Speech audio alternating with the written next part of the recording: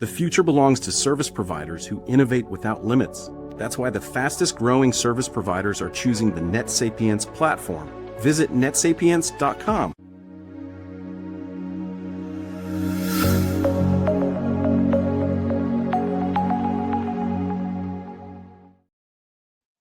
Hey everybody, it's Doug Green and I'm the publisher of Technology Reseller News, and we're back with my good friend Mike Nowak, who's the Deploying Technology with Internet with Centaris.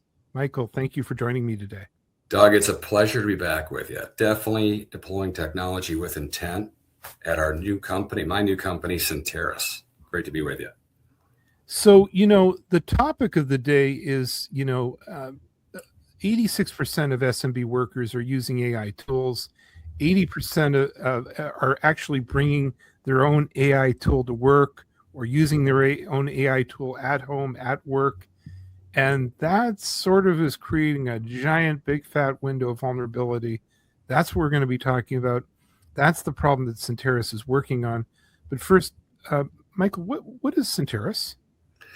Appreciate it, Doug. Centaris is a managed services and managed security solutions provider. We're based out of Detroit area. We spend most of our energy serving clients in the Great Lakes. 40-year history. And what's interesting is the company's evolved. We're leveraging a lot of the core competencies around our cybersecurity offering to help folks deploy AI. And that's what's keeping us extremely busy at this point. So, for small and mid-market companies that have less than 500 employees, what do you see as a priority? Why is this something that should be on everyone's radar? I think the challenge is that there's tremendous interest in AI, but you don't always see leadership within organizations that have firm policies, Doug. And what you have then is fragmentation. Folks are still trying to decide, do they use Copilot? Do they use Claude? Do they use something else? And what's terrifying folks, especially folks that are leading these companies, is how do you manage that? How do you control it? And you see these episodes that are occurring, and I hate to say it, it does commonly stem from the finance department, where they're loading financials or key sensitive data out into the world without any policies. And then how do you manage that for a remote workforce that maybe you don't have the tools for visibility? And that is creating a lot of concern. And that is probably the number one topic that I would say has emerged over the last 60 days. Not to hold up our podcast today, but you were just telling me without naming names of companies, data from fairly large household name companies that in a use case that you experienced sort of right there could have been anyone could have walked off with it. Indeed. In the case that we were talking about was a popular tool, Intelligent Meeting Recap. It's an amazing tool, and that is a tremendous AI breakthrough for efficiency. But what is the governance on that, and what tools do you use? And in the case that we talked about offline, Doug, was this individual of seniority in an organization was using a rogue tool. They had no encryption, and it was easily passed out to other organizations. The IT team intercepted it, and they found very damaging information that could have hurt them if it was exposed. And so it should not have been. And so one of the things they wanted to consult with us on is what tool should we use and how do we secure it? And so that created an opportunity for Centaris, but an opportunity for insight for the client. In what we're discussing here, do you really basically see that as one of the biggest threats to security of these companies? It's interesting. We spend a lot of our energy actually in the small market. The majority of Centaris clients are under 500 users. So I think the AI threat compounds poor security deployments. It's pretty fascinating at how many organizations have very limited layers of security and are not in compliance or keeping up with modern compliance. But when you add in AI, it speeds up all the exposures that you've left open. All those vulnerabilities get pronounced faster. So I think it's a combination of incorrect deployments, incorrect consultation on how to deploy it, it leads up to where we are.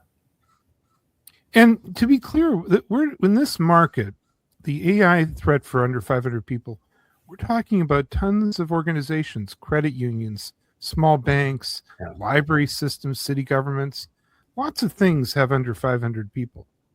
The statistics are overwhelming. I mean, the small business market drives the economy. Right. And if you could just imagine the healthcare systems and the amount of different healthcare systems are out there, managed care facilities, behavioral health, senior care, these organizations all need compliance work, and they are looking for efficiencies, and they're starting to deploy AI, but they need leadership. And the biggest piece, Doug, is they evaluate which tools, language models they want to use and what outcomes they want to achieve. You got to make sure that you're not doing things that damage your business in the short term. And this is a very critical time for them. Michael, I was going to ask you, how small organizations are using AI, but it sounds like really my real question is, they're using AI, but it's like you're saying, basically there's no rule book, there's no governance, people are going off and doing their own thing, and you really don't have your arms around the information and data that's critical, nor even for your partners. Yeah, it's some of the applications are starting to trend is on the financials. I mean, anything with Excel documents, those are starting to get more pronounced. And there are some organizations that will consult with us, Doug, that say, we want to become efficient. We have a board mandate or a mandate from the company that we need to find ways, can we do a workflow study? And you have that. But again, it kind of goes back to modern day. There's a lot of experimentation, and there's lack of policies. And these are the things that are at the forefront of need today, I would say. All right. So we've covered the problem. How are you at Centaris handling this? How are you helping people with this?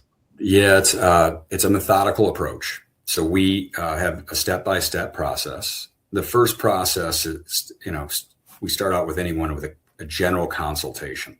We bring in a subject matter expert that is very experienced with not only security, but different AI tools and deployments. From there, we paint a picture with them as kind of what the journey is going to look like. We need to inspect their layers of security, what tools that they're going to use. We start with licensing. We're heavily invested in Microsoft here at Centaris. So most of our clients do have Microsoft services and licenses.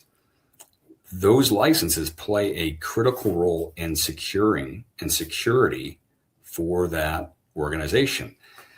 Data sensitivity and labeling, the governance of all the data ties back into the licensing.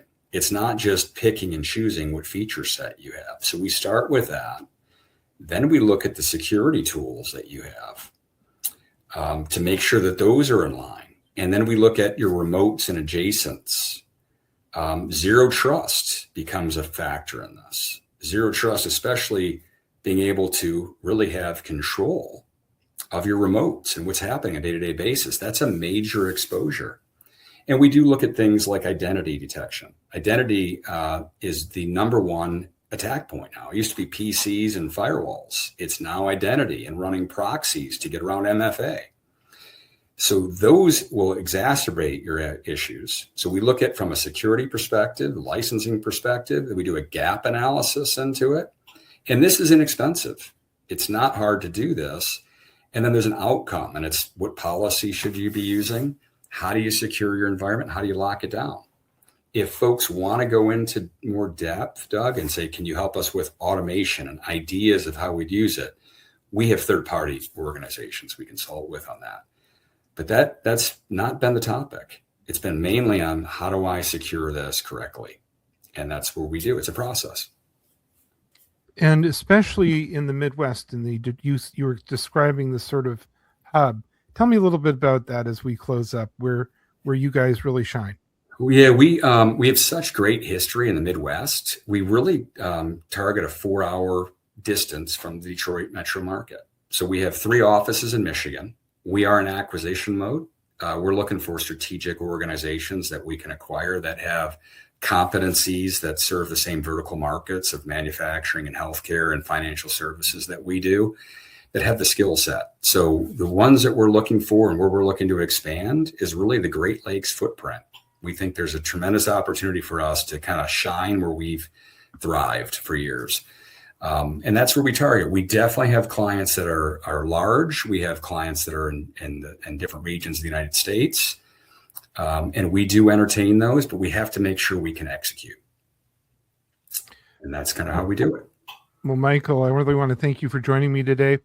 I have a feeling you might be hearing from someone who wants to sell their business. That's always a popular thing. Sounds great. How can people get a hold of you if they're in that magic hub? Well, I would love to be connected to anyone that's interested to learn more about Centaris and our journey and to see if we can be of assistance. We're huge on education and sharing what we know. So LinkedIn is good. info@Centaris is a good way to find us, or the Centaris website. You can find ways to get a hold of us, but we'll be thrilled to connect.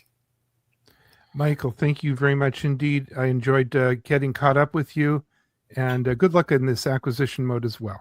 Sounds great. Thank you, Doug. Innovate without limits, scale without compromise, and never pay per seat again. Discover why providers choose netsapiens.com.